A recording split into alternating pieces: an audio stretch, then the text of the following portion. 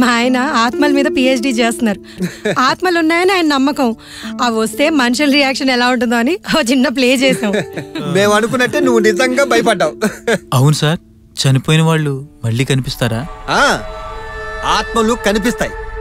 మన పురాణాల్లో ఆత్మల్ని పిలవటానికి చాలా మంత్రాలున్నాయి. ప్రాబ్లం ఎక్కడొచ్చింది అంటే ఆ మంత్రాల్ని ఉచ్చరించడమే చాలా కష్టం. సాయంత్రం నుంచి ఆత్మలను రప్పించడానికి 100 మంత్రాలు చదివారు. ఏం లాభం? ఇప్పటి వరకు ఒక్క ఆత్మను కూడా రప్పించలేకపోయారు. అంత కంగారు పడితే ఎలా డార్లింగ్?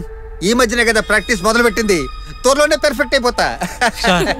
ఆత్మలంటే మీకు భయం లేదు సార్? ఆత్మలు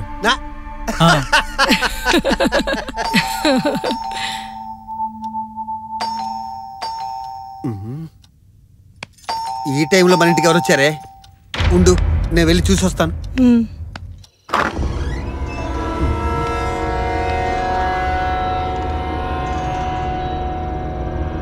ఎవరూ లేరే. ఎవరు?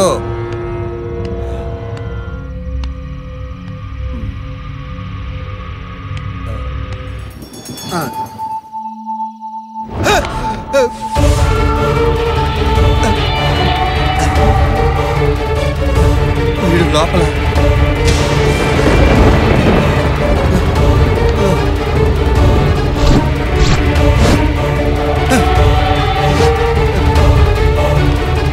సచ్చా సచ్చా సచ్చా సచ్చా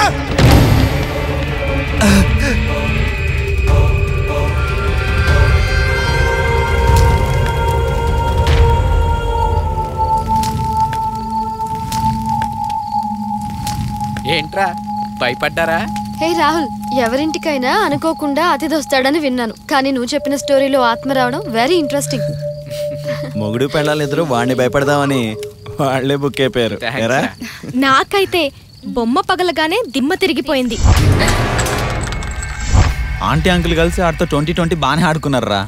తప్పు తెలుసుకునేసరికి కప్పాడు పట్టుకెళ్ళిపోయాడు. నీ కథ నన్ను డిసప్పాయింట్ చేసిందిరా. ఎరా ఎంటర్టైన్మెంట్ మిస్ అయిందా? ఎక్సైట్మెంట్ మిస్ అయిందిరా. ఒంటరుగున్న ఆంటీ దగ్గరికి తుంటర్ పొరగాడు అర్ధరాత్రి పూట పోతే ఎట్లాంటి సీన్లు పడాలరా? నీ అబ్బ పిశాచాల కథల్లో కూడా సీన్లు ఎలా గుర్తొస్తారా నీకు? పిచాచాలందు కామ పిచాచాలు వేరయ్యా, విశ్వదాభిరామ నువ్వు వినరా రామా, నువ్వు ముయ్యరా మామా. తోడొస్తావా? పోరా. తీసుకోరా. కెమెరా ఎక్కడ పెట్టాలి? ఇక్కడ కాదు. అరే ఏడనో ఒక దగ్గర పెట్టి తొందర రారా బై. ఎస్.